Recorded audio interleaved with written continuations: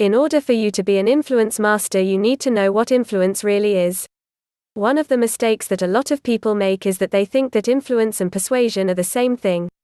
This is not the case.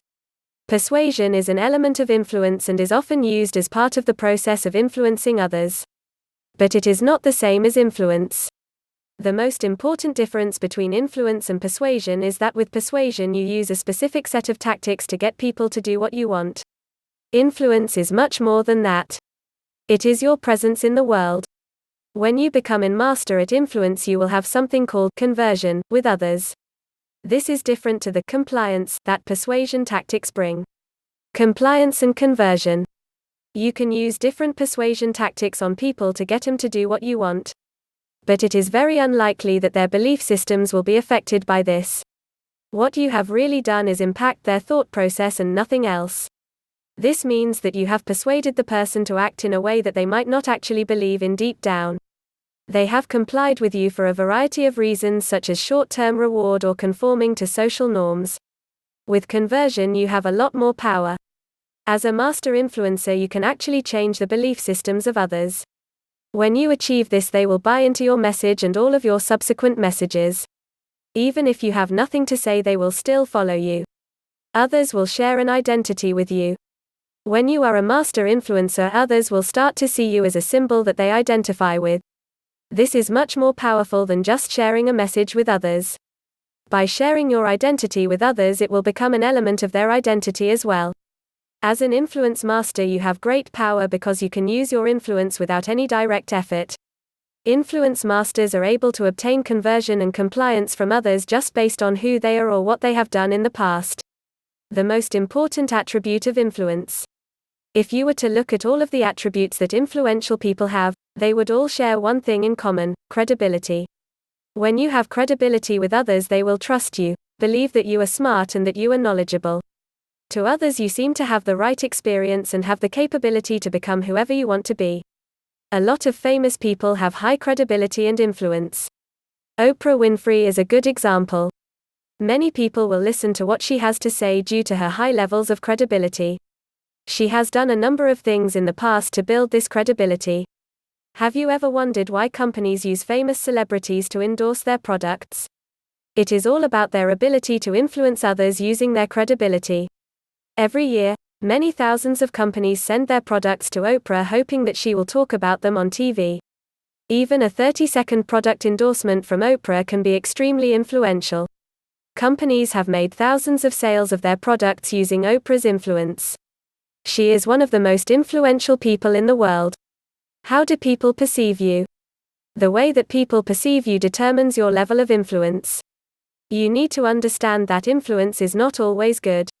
You can have a positive influence on others or a negative influence. It is likely that you have heard someone say, they are a bad influence, and this is true.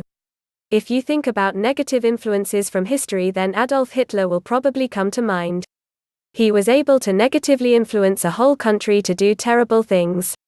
The power to influence is neutral. You as the influencer need to determine whether you will use this power for good or bad. We want you to use your influence for good. Another critical aspect of influence is the reputation that you have with others.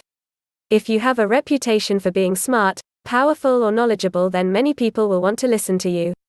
The opposite is true. If you use your influence to make people do things that they don't want to do, then you will have a bad reputation and not many will want to listen to you. Never underestimate the power of a reputation. Things that are not even true can tarnish your reputation.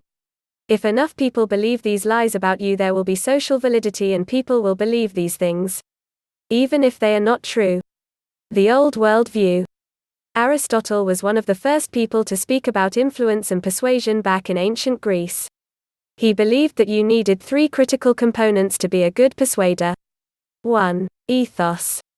Ethos is all about the character of the individual that is doing the persuading. Aristotle believed that if a person had credibility, then they would be much more likely to persuade people. If a person was considered untrustworthy, then they would have little chance of persuasion. A person's credibility comes from a number of factors, including their character, their reputation, the way that they dress, the words that they use, their non-verbal communication, and whether they know what they are talking about. 2. Pathos. Pathos is the psychological state of the person you want to persuade. We are talking about their state of mind here. People will make different decisions based on the mood they are in. Knowing a person's current state of mind and what they really want their state of mind to be is very important. When you are able to change the state of mind of someone to what they want it to be, then persuasion is a lot easier. Most people will be compliant with your wishes when you achieve this state change. 3. Logos. Logos is all about the substance of your message. It is the detail of what you are trying to convey to others. Aristotle believed that most people are reasonable, and if something makes sense to them, then they will make a logical decision about it. The New World View. Although people see Aristotle's concepts as very important, there have been many changes in thinking about persuasion over the years.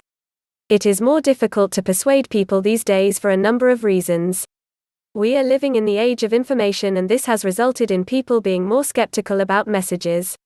Everyone has access to libraries, and most have access to the internet today. These things were not around in Aristotle's time.